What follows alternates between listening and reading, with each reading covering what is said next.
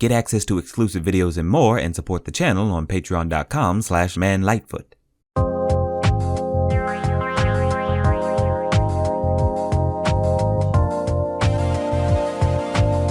This video is sponsored by Manta Sleep. I'm someone who definitely enjoys my sleep. Who doesn't? After you've gone through a whole work day on your feet or in a seat, being able to relax in a nice bed is what anyone would want. But to do so during the day for a nap can be cumbersome, especially if you're someone a part of the nap movement and you just don't like having to deal with a lot of light. That's why I'm glad Manta Sleep gave me their sleep mask. This mask is an incredible sleep aid that can get you through some rough nights. Oh yeah. The bad kind, obviously. With the Manta Sleep Mask, it has these eye cups specifically made for blocking out light, leaving you to get those precious hours for your beauty sleep. You don't have to worry about any light getting through at all. Even when you wake up, you'll feel like it's still dark out. And no matter what position you sleep in, be it on your back or on your side or stomach, the mask will stay on, thanks to the adjustable strap you can fit to your comfort. But you might be thinking, what about noise? Well, Manta Sleep has you covered with their white noise machine. A nice piece of tech with a cool assortment of background noises to dream away to. To calm rain to busy streets, it's easily usable with just a simple push of a button. Oh yeah. You can get your hands on these awesome sleep helpers and more over on the Manta Sleep website. You'll even find more stuff from them like earplugs, pillows, or even the other sleep mask accessories like the steam or cold eye cup attachments to help you get the best night's sleep. Using the code THOUGHTS, you can get 10% off your purchase of the sleep mask or any other accessory on their website. This is an amazing offer for something you're definitely going to get a lot out of. Head on over to Manta Sleep's website to get your own mask and white noise machine and let your dreams carry away. I don't know why you dream of that, but thanks to Manta Sleep for the sponsorship, and now on to the video. I am not a baby person, Robert. I have no baby facilities. I am an artist. I do not involve myself in the prosaic day-to-day It's too cute! It's disgusting! You ever see a movie that really didn't have much wrong with it, yet everyone swears it sucks? Buh. That's Incredibles 2 in a nutshell. Pixar's only sequel outside of Toy Story that anyone really wanted. It came out to so much hate when it released, I thought it must have been one of Pixar's worst films ever. But obviously this is the social media age where everything's either the best or the worst thing out there that anyone's ever seen. Which translates to people don't go outside anymore. Cause ain't no way this is worse than fucking Cars 2. Ugh. I do not hesitate in saying y'all got Incredibles 2 fucked up. There were some that were just disappointed since it didn't do what they wanted it to do, i.e. be Toy Story again with the kids growing up. Don't get me wrong, that would be fitting with the Incredibles, but that could put Pixar in a bit more of a box than they already were in with the sequels. Their sequels would just be known for the time skip angle. Plus, since when did sequels need to have a time skip for it to be good? Many sequels that came out didn't jump that far into the future to tell a good story. Hello Kung Fu Panda, hello Spider-Verse, so why do The Incredibles 2 need to? Especially when this one gives you more of the potential of the characters than what you got in the first movie. Incredibles 2 starts off right after the first film with the family semi-failing to stop the Underminer from destroying the city. This leads them back into hiding and public perception continuing to be against supers and legalization. But a brother and sister duo named the Devers who run a company called DevTech decide to help the Incredibles gain back Super's good reputation, but by putting Miss Incredible as the face of the campaign. This puts Bob in a new role of house husband as Mrs. Incredible is now the one bringing in the bacon. But there's a more nefarious plot underway as the mysterious screenslaver is wreaking havoc in order to put a stop to the Super's legalization. Now it's on the Incredibles to put a stop to the evildoer to restore Super's former glory. It certainly has a lot of movement to its story with all the characters and their problems, but it flows really well as it unravels. You get caught up in everything because the characters are in top shape here.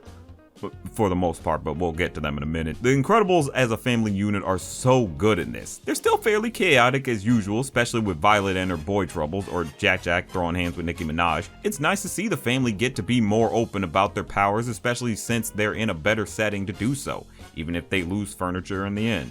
What makes them work here is them having to engage as a family to tackle this new dynamic of Helen being the breadwinner and Bob helping at home. It's a nice gender role swap without overstating it, especially since the time period is basically the 50s with some clearly out-of-decade tech. Helen getting the spotlight adds to things since you don't often get to focus on a mom character outside of being a mom. You get a lot of Helen's personality and her ability to be a superhero. The scenes of her still figuring things out help to show that she's still a great singular hero just like Bob is. Hell, it's more than what we got in the first film. Not to mention we get more of certain assets of Helen. Baby wants mommy.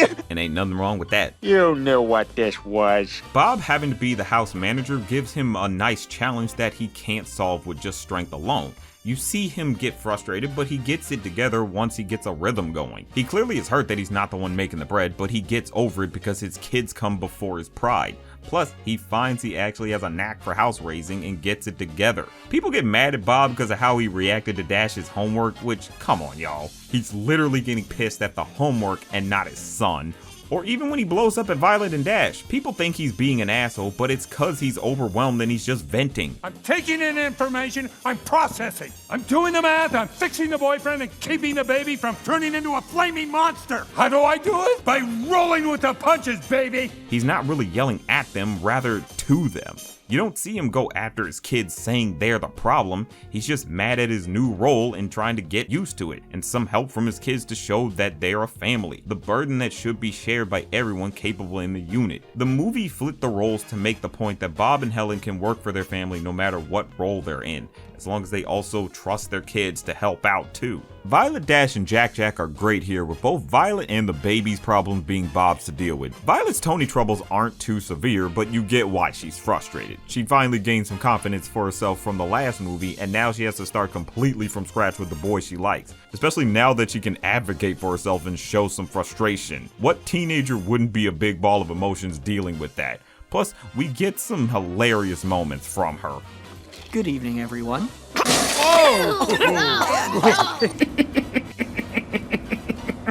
Jack Jack is the star here with his powers being activated. He's just a little ignorant ball of destruction and stress since he's basically the most powerful of the family. Which should scare all of them, honestly. You can multiply like rabbits and go right through any solid...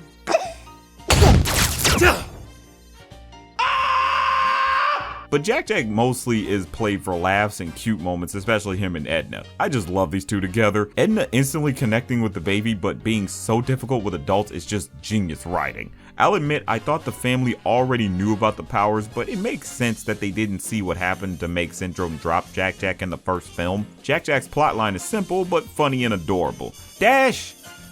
He doesn't get much other than helping out with Jack Jack and almost blowing up a TV studio with the host with the Incredible car. He's still good from the last film, it's just he doesn't have an arc too much here. The kids all together though are great here with tackling their new setting and dilemmas and helping out Bob. Frozone has small time here, but he has a great impression as before. Even his scene with Honey this time around has a pretty good line. Suit up, it might get weird. I'll be there ASAP. 15 tops. It's nice to see when he tries to save the kids the small little details to show how much the family has trust in him. Like him having easy access to the car's voice controls to be able to save the kids. Everyone returns in good form here with them having to take on their part in helping Bob and Helen keep things together at home. There really wasn't any sleeping on the character work when it comes to the family in Frozone. I'm used to knowing what the right thing to do is, but now I'm not sure anymore. I just want to be a good dad. You're not good. Go to your room. You're super. The new characters are a bit of a mixed bag, I will be very fair on that point. The Dever siblings are a fun bunch. You can like their dynamic with Winston being more energetic towards supers and Evelyn being more laid back. Winston's fanboyishness for the family makes him pretty likable. I also like the small friendship Evelyn had with Helen, you know, before the turn, which we'll get to. Now, of course, there's the new supers that...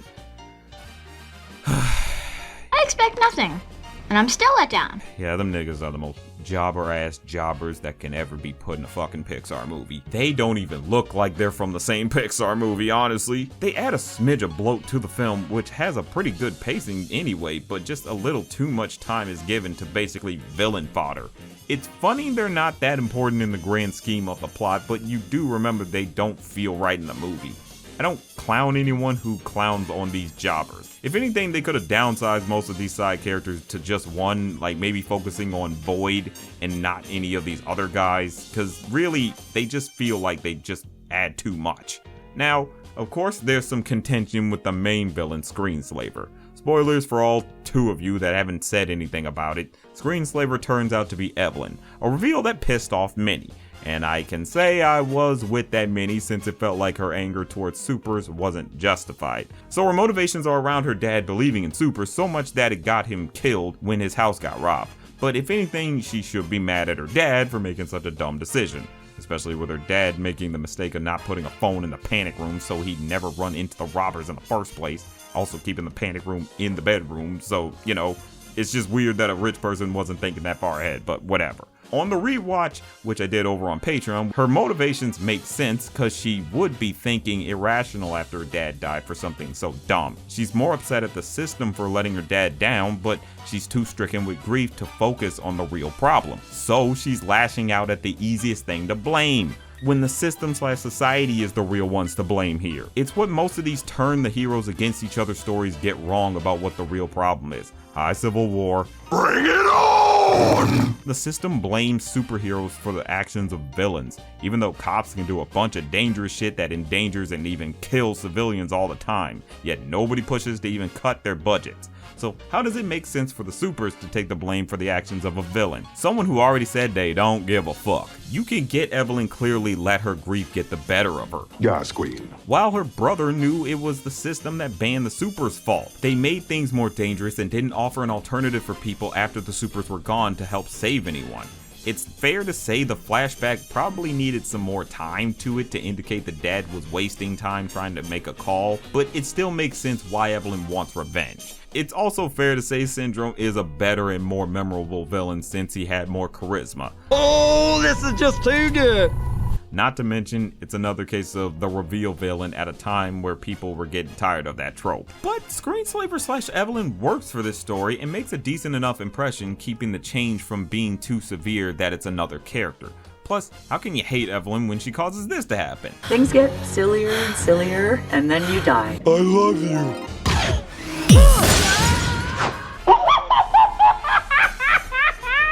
Obviously, we got to get to the animation. This movie looks so good. They wanted The Incredibles to return with style. How can anyone hate on the action that's on display? Everything they do with the superpowers is such a step up from the first one. Just all this movement and keeping it so coordinated and well timed and angled so it's just excitement on screen. Just Mrs. Incredible's bike scene alone clears on the excitement front.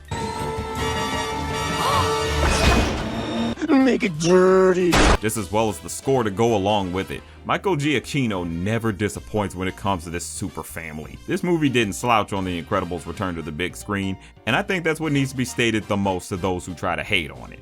Don't be mad. Oh, sweetie. How could I be mad? I'm proud.